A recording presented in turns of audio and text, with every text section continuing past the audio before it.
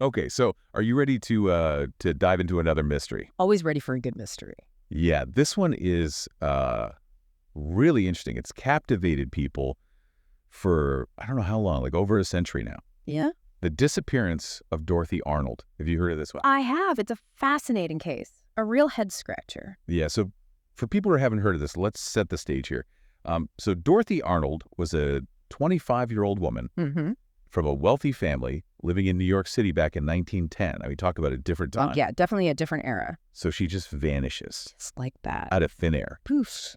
Gone. And so the question we're exploring is what happened to Dorothy after she left her home for like a simple shopping trip? Right. It seems so mundane, and yet. Right. You think a shopping trip wouldn't lead to this? Exactly. A century-old mystery. A century-old mystery. All right, so let's dive into the details. December 12, 1910, New York City. It's a cold winter day. Dorothy decides to head out and do some shopping. Just an ordinary day, seemingly. Now, Dorothy is described as educated, ambitious, and she's got a bright future ahead of her. But things take a turn. They do. She was last seen at Brentano's bookstore on Fifth Avenue. Brentano's, that's a landmark, right? It was and still is. It's actually one of the oldest bookstores in the country. Wow. Yes, she was there buying a book. Do we know what book she bought? We do. An Engaged Girl Sketches. It's kind of an interesting title, considering everything. Yeah, that's pretty suggestive given the circumstances. Exactly. A lot of people have read into that. I bet. So that's the last confirmed sighting we have of her. Just gone. Just gone. Now, I imagine her family was freaking out. Absolutely. I mean, can you imagine? Your daughter goes out for a simple errand and never comes back. It would be terrifying. Yeah. So what do they do? Well, when Dorothy didn't return home that evening, her family, quite understandably, started to worry. And it escalated pretty quickly. Yeah, I bet. Her father, Francis Arnold, was a really successful businessman. He had connections, resources, so he spared no expense. He hired the Pinkerton detectives. Pinkerton, like the real deal Pinkerton detectives. Oh, yeah. The big guns. Yeah. They were like the top private investigators back then, known for being super discreet, very thorough. So you'd think they'd find something. You would, right. With all their resources and expertise, you'd expect some answers. But here's the thing. The Pinkertons came up empty. Wow.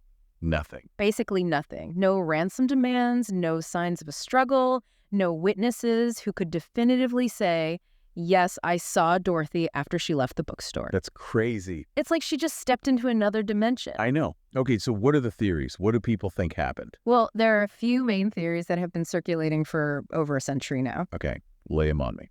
So one theory is that she ran away. Maybe she was trying to escape something, right? The pressures of her family, her social circle, the expectations of a young woman in that era. Yeah, it makes sense. It was a different time back then for women. Exactly. And remember that book she bought? And Engaged Girl Sketches. Yeah. Some people think that maybe she was having secret relationship troubles, maybe an unwanted engagement, or maybe she just yearned for a different life away from the gilded cage of her wealthy upbringing. So she just took off and started a new life somewhere. It's possible, but then there's the other side of the coin. Which is? Foul play. The fact that there's absolutely no trace of her after the bookstore is pretty suspicious. Yeah, you'd think there'd be something. Right. So some folks believe that maybe she met with someone who meant her harm. Maybe a chance encounter gone wrong. Or maybe something more planned. Or, and this is where it gets really intriguing, maybe her disappearance was deliberately covered up. Ooh, a cover-up. Now we're getting into conspiracy territory. I know. It's hard not to go there, right? But the truth is, we just don't know. And that's what keeps this case so alive, even after all these years. It's true. The not knowing is what really gets you.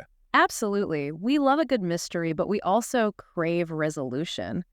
And in Dorothy's case, that resolution may never come. But, maybe that's okay. Maybe the mystery itself is what's important. Yeah, it makes you think. And it definitely makes you think about how vulnerable we all are, even in a bustling city like New York. 1 minute you're there, the next, poof. Exactly. It's a reminder that life can be unpredictable, and sometimes things happen that we just can't explain, and that's okay. It is okay, but it doesn't stop us from wanting to try. So what do you think, knowing all this, what do you think happened to Dorothy?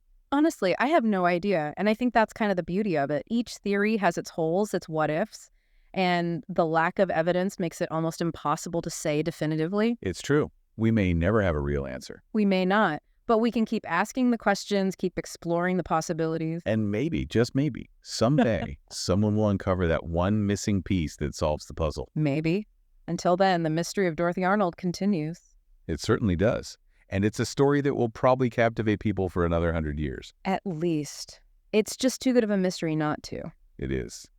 Well, there you have it, folks. The strange and enduring mystery of Dorothy Arnold.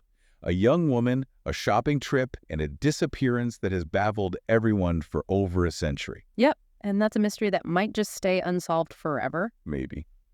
But hey, if anyone out there has any theories or information, we're all ears. Always up for a good laid. Until next time, keep those detective hats on, and who knows, maybe you'll be the one to crack this case wide open. No, that would be something. It would.